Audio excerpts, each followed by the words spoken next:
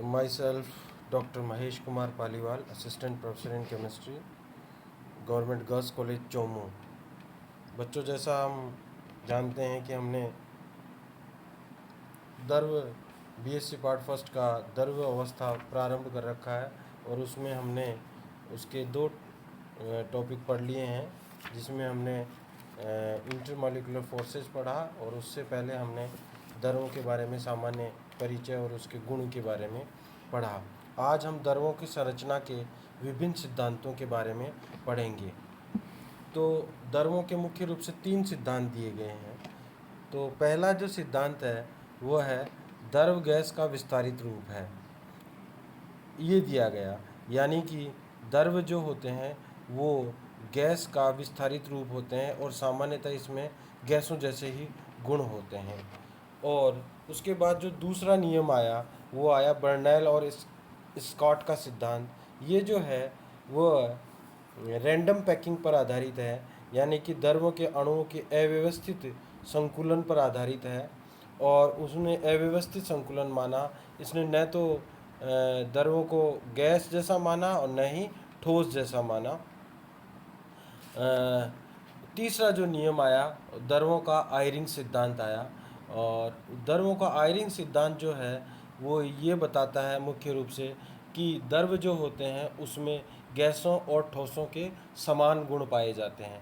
तो इन्हीं बातों पर ये 3 नियम दिए गए। तो पहला नियम तो उसको गैस मानता है, दूसरा नियम जो है वो गैस और ठोस कुछ भी नहीं मानता, इंडिपेंडेंट है बर्नौली और स्कॉट का। और जो तीसरा नियम है वो ये कहता है कि द्रव जो होते हैं वो उसमें कुछ गुण गैस के होते हैं और कुछ ठोसों के गुण होते हैं, यानी कि द्रवों में गैस व ठोसों के समान प्रकार के गुण ही पाए जाते हैं। तो अपन पहले बात करते हैं द्रवों का विस्तारित रूप। तो हम ये बात करते हैं, इसके आधार पर ये बताते हैं कि द्रव जो है गैस का विस्तारित रूप कैसे होते हैं।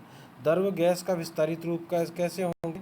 जब उसमें गैसों जैसे ही गुण होंगे, तभी अपन उसको द्रव को गैस का विस्तारित रूप कहेंगे। तो पहली बात तो ये हुई, गैसों के समान द्रव को भी किसी पात्र में रखा जा सकता है। पात्र की दीवारें द्रव पर इस प्रकार प्रभाव डालती हैं कि उनका परिणामी दाब शून्य हो जाता है। इस प्रकार द्रव का केवल द्रवस्थैतिक दाब ही होता है। यही कारण है कि स्थिर द्रव में किसी बिंदु पर प्रत्येक दिशा में लगने वाला दाब समान होता है। यही गुण गैसों में भी पाया जाता है, अतः द्रव को गैस के समान ही माना जाता है। पहली बात ये हो गई। दूसरी बात हो गई, क्रांतिक ताप पर द्रव और गैस अवस्थाओं की घनत्व समान हो जाते हैं।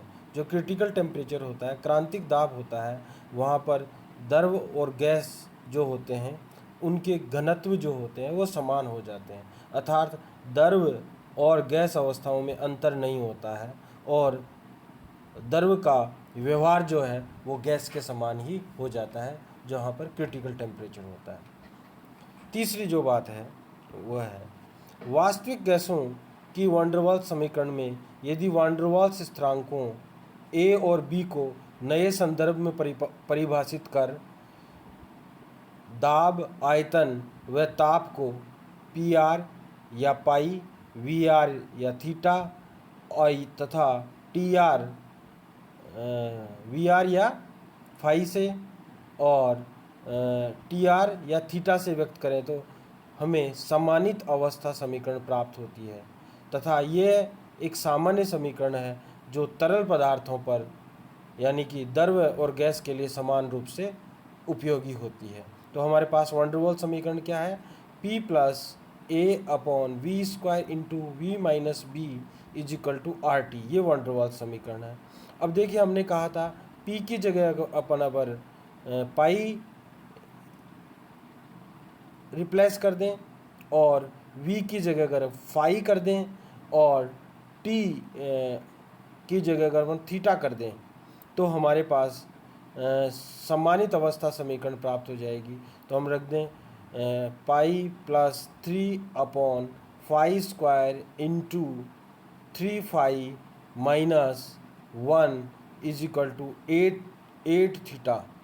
ये जो है समानित अवस्था समीकरण है, जहाँ पर P R is equal to pi है is equal to P upon P C है, और V R is equal to phi है जो है वी अपॉन वी सी के बराबर है, तथा T R is equal to theta है जो टी अपॉन टी सी के बराबर है, तथा सी जो है वो क्रांतिक ताप के लिए है, और जो आर हमने इसमें डिनोट किया है वो रिड्यूस्ड यानी कि सम्मानित के लिए यूज किया गया है। तो पी आर जो है वो हो जाएगा सम्मानित दाब, वी आर हो जाएगा वो सम्मानित आयतन, टी आर जो हो जाएगा वह हो जाएगा सम्मानित ताप। तो इस प्रकार से अपन ये बता सकते हैं कि गैस जो होते हैं, द्रव जो होते हैं, गैसों का विस्तारित रूप ही होते हैं। अब दूसरा आता है बर्नौली स्कॉट का सिद्धांत। यह सिद्धांत द्रव के अणुओं की अव्यवस्थित संकुलन रैंडम पैकिंग पर आधारित है।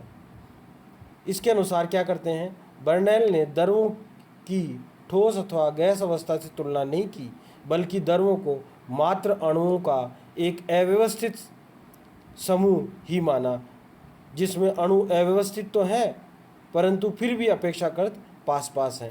बर्नौली ने क्या कहा, न तो इसकी ठोसों की तुलना की न गैसों की, और ये कहा कि ये जो द्रव होते हैं वो मात्र अणुओं का एक अव्यवस्थित समूह है, रैंडम पैक ऑफ मॉलिक्यूल्स हैं, जिसमें अणु अव्यवस्थित हैं परंतु फिर भी अपेक्षाकृत रूप से थोड़े पास पास होते हैं, यानी कि कुछ अरेंजमेंट होता है। तो उसके बाद में उसने बात की कि जो होता है वो लॉन्ग शॉर्ट रेंज तो अरेंजमेंट होता है, जबकि जो लॉन्ग रेंज जो है वह अव्यवस्था होती है।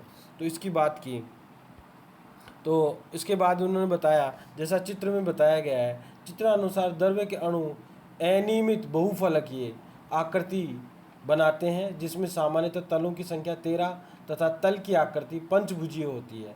इस प्रकार ये संरचना एक निबड़ संकुलन यानी कि क्लोज पैकिंग तो प्रदर्शित करती है, परंतु संकुलन जो होता है वह ढीला होता है। ये जो है हमने बता रखा है इसमें। देखिए द्रव में जो है ये 5 जो है वो पैकिंग तो हो रखी है 5 अणुओं की, इस प्रकार से जो हमने दिखा रखी है यहाँ पर 1 2 3 4 और 5, और इसके चारों तरफ है। तो पंचभुजीय पैकिंग तो है, परंतु ये पैकिंग जो है वो ढीली पैकिंग है, मतलब क्लोज पैकिंग नहीं है, इसमें निबिड़ संकुलन नहीं होता। जबकि द्रवों में किसी प्रकार का संकुलन, जबकि ठोसों में निबिड़ संकुलन होता है, क्लोज पैकिंग होती है। इस प्रकार से उन्होंने कहा, क्या कहा, इस प्रकार से द्रव में लघु प्रास यानी शॉर्ट रेंज व्यवस्था पाई जाती है, परंतु दीर्घ परास लॉन्ग रेंज अव्यवस्था होती है। द्रव अवस्था में संकुलन को आकर्षण के बल प्रभावित नहीं करते, बल्कि प्रतिकर्षण के बल प्रभावित करते हैं। अतः द्रवों में समन्वय संख्या 4 से 11 के बीच परिवर्तित होती रहती है। ये बताया किसने, बर्नौली और स्कॉट ने। तो बर्नौली और स्कॉट ने मुख्य रूप से 3 बात बताई कि जो द्रव होते हैं वो न तो ठोस होते हैं न गैस होते हैं, बल्कि इनमें एक अव्यवस्थित जो अणुओं का अव्यवस्थित समूह होता है। फिर उन्होंने बताया कि जो द्रव होते हैं अव्यवस्थित समूह तो होते हैं, उसमें क्या होता है कि पंचभुजीय आकृति में व्यवस्थित हो जाते हैं, यानी कि इसके एक अणु के चारों तरफ 5 प्रकार से व्यवस्थित हो जाए, 5 दूसरे प्रकार के अणु व्यवस्थित हो जाते हैं या परमाणु व्यवस्थित हो जाते हैं। तो वो जो अणु और परमाणु की व्यवस्था इस प्रकार से होती है कि वह थोड़ी सी ढीली पैकिंग होती है, क्लोज पैकिंग नहीं होती। तो उसके बाद उन्होंने ये देखने के बाद उन्होंने ये निष्कर्ष निकाला कि जो द्रव होते हैं उनमें शॉर्ट रेंज पैकिंग तो होती है, बट लॉन्ग रेंज जो है वह पैकिंग नहीं होती, यानी शॉर्ट रेंज में अरेंजमेंट होता है बल्कि लॉन्ग रेंज अरेंजमेंट नहीं होता है। और इनमें जो होते हैं वो द्रव अवस्था में संकुलन को आकर्षण के बल प्रभावित नहीं करते, बल्कि प्रतिकर्षण के बल प्रभावित करते हैं, इसलिए इनकी समन्वय संख्या जो है वो 4 से 11 के बीच परिवर्तित होती रहती है। तीसरा जो इन्होंने सिद्धांत, द्रवों का जो सिद्धांत है या द्रवों की संरचना से संबंधित सिद्धांत है, वो द्रवों का आयरिंग सिद्धांत है, और वो बहुत इम्पोर्टेंट है। इसके अनुसार क्या कहा, इसके अनुसार मुख्य रूप से ये कहा गया कि द्रव जो होते हैं उनमें गैस व ठोसों के समान रूप से गुण पाए जाते हैं। तो देखिए उन्होंने क्या कहा आयरिंग ने, कि जब किसी ठोस को द्रव में परिवर्तित किया जाता है तो उसके आयतन में सामान्यतः 10% की वृद्धि होती है, जबकि अंतराणविक दूरी में लगभग 3% की वृद्धि होती है। अर्थात पूरे आयतन में द्रव के अणु रहते हैं, पूरे के पूरे जो आयतन होता है उसमें द्रव रहते हैं, केवल 3% आयतन में अणु नहीं पाए जाते। आयतन, कुल आयतन में 10% वृद्धि हो गई, पर जो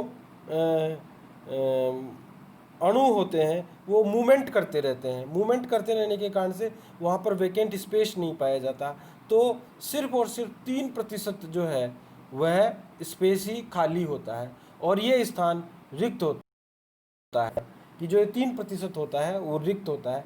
और इस स्थान को आयरिंग ने जो है वो मुक्त आयतन बताया, फ्री वॉल्यूम की संज्ञा दी। ये रिक्त स्थान जो है वो आणविक आकार के होते हैं और पूरे द्रव में अव्यवस्थित रूप से बिखरे रहते हैं। ये जो फ्री स्पेस बताया है 3% का, वो भी क्या होता है, उनकी जो साइज होती है वह भी क्या होती है, अणुओं की साइज के बराबर ही होती है, और ये पूरे द्रव में समान रूप से फैला रहता है। ठीक है, रिक्त स्थानों के अणुओं में अधिकतम अव्यवस्था पाई जाती है, जबकि अणुओं में व्यवस्थित संरचना पाई जाती है। जो रिक्त स्थान होते हैं उसमें जो है वो डिसऑर्डरनेस मैक्सिमम होती है, जबकि जो अणु, अन्य जो स्थान होते हैं जहाँ पे मुख्य रूप से अणु पाए जाते हैं उसमें ऑर्डर अरेंजमेंट होता है, जो कि ठोसों के समान गुण होता है, और जो वैकेंट स्पेस होता है उसमें अरेंजमेंट होता नहीं है, जो गैसों के समान गुण होता है। फिर इसमें बात करते हैं, यदि Vl तथा Vs क्रमशः द्रव ठोस अवस्था के मोलर आयतन हो तो मुक्त आयतन के अन्य अणुओं का जो अंश होगा वो होगा Vl minus Vs upon Vl होगा। अर्थात अणुओं के इस अंश का व्यवहार गैस के समान होगा, जबकि बचे हुए अणुओं का अंश जो है यानी कि Vs अपॉन Vl होगा, जिसका व्यवहार ठोसों के समान होगा। तो हम ये कह सकते हैं इस प्रकार जो द्रवों में गैस व ठोसों के समान गुण ही पाए जाते हैं। तो हमारे पास जो गैस का मुक्त आयतन का जो अंश हो गया वो तो हो गया Vl minus Vs upon Vl, और जो ठोस का या ऑर्डर्ड अरेंजमेंट है उसका जो है हमारे पास अंश हो गया वो हो गया Vs अपॉन Vl। ठीक है, इस प्रकार से अपन ये कह सकते हैं कि जो द्रव होते हैं उनमें ठोसों और द्रवों गैसों के समान गुण पाए जाते हैं। अब देखिए, ताप बढ़ाने पर वाष्प अवस्था में अणुओं की सांद्रता बढ़ती है, अतः मुक्त आयतन भी बढ़ता है। अर्थात क्रांतिक ताप पर द्रव व वाष्प के घनत्व समान हो जाते हैं तथा दोनों में विभेद नहीं किया जा सकता। इस प्रकार द्रवों का मुक्त आयतन गैसों के मुक्त आयतन के समान ही हो जाता है।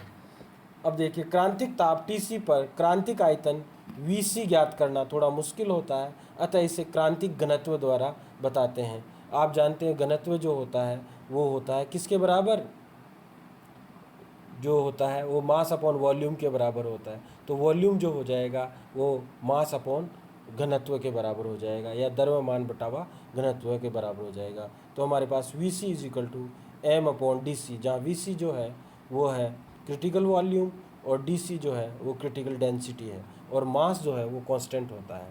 अब हम जानते हैं साम्य अवस्था पर वाष्प तथा द्रव का औसत घनत्व लगभग स्थिर रहना चाहिए, लेकिन वास्तव में ताप वृद्धि के साथ थोड़ा घटता जाता है, जो इस प्रकार से प्रदर्शित किया जा सकता है। रो एवरेज, रो भी घनत्व को प्रदर्शित करता है, तो rho average is equal to rho zero is minus alpha T, जहाँ रो जीरो तथा एल्फा स्थिरांक है जो पदार्थ की प्रकृति पर निर्भर करते हैं। उपरोक्त संबंध को सरल रेखीय व्यास का नियम कहते हैं। अब सरल रेखीय व्यास के नियम को जो है व्यास के नियम को हम सम्मानित ताप यानी T R is equal to theta is equal to T upon T C, तथा सम्मानित घनत्व जो है वो P R is equal to P upon P C के रूप में कुछ द्रव गैसों के लिए अगर प्रदर्शित करना चाहें तो हम निम्न प्रकार से प्रदर्शित करते हैं। देखिए, जैसे जैसे सम्मानित ताप बढ़ाते जाते हैं वैसे वैसे सम्मानित घनत्व क्या होता जाता है, वो भी बढ़ता जाता है। किसके लिए? गैस के लिए। जबकि यानी कि गैसों में अणुओं की संख्या बढ़ती जाएगी। परंतु जैसे जैसे सामान्य ताप जो है वह अगर अपन कम करते जाएंगे तो द्रवों में जो है वह घनत्व बढ़ता जाएगा, जो चित्र में दिखाया गया है। किस किस के लिए? डाइएथिल ईथर के लिए, आर्गन के लिए और हीलियम के लिए। अब आयरिंग तथा री के अनुसार किसी द्रव की ऊष्मधारिता Cv की को उपरोक्त विवेचना के आधार पर भी ज्ञात कर सकते हैं। तो Cv इज इक्वल टू क्या हो जाएगा? Vs upon VL into 3R plus VL minus VS upon VL into 3/2R, जहाँ R गैस नियतांक है। इस समीकरण द्वारा प्रकृत जो है मान जो हैं वो प्रायोगिक मानों से काफ़ी मेल खाते हैं, विशेष रूप से एक परमाणु गैसों के लिए। अतः इस सिद्धांत की पुष्टि होती है। तो द्रवों का आयरिंग सिद्धांत ये है। धन्यवाद। अब अपन जो नेक्स्ट क्लास है उसमें द्रव या जल की संरचना के बारे में बात करेंगे, ठोस व द्रवों के गैसों में संरचनात्मक विभेद की बात करेंगे। तो जो है नेक्स्ट टॉपिक है, अपन नेक्स्ट क्लास में ये 2 टॉपिक पढ़ेंगे। धन्यवाद।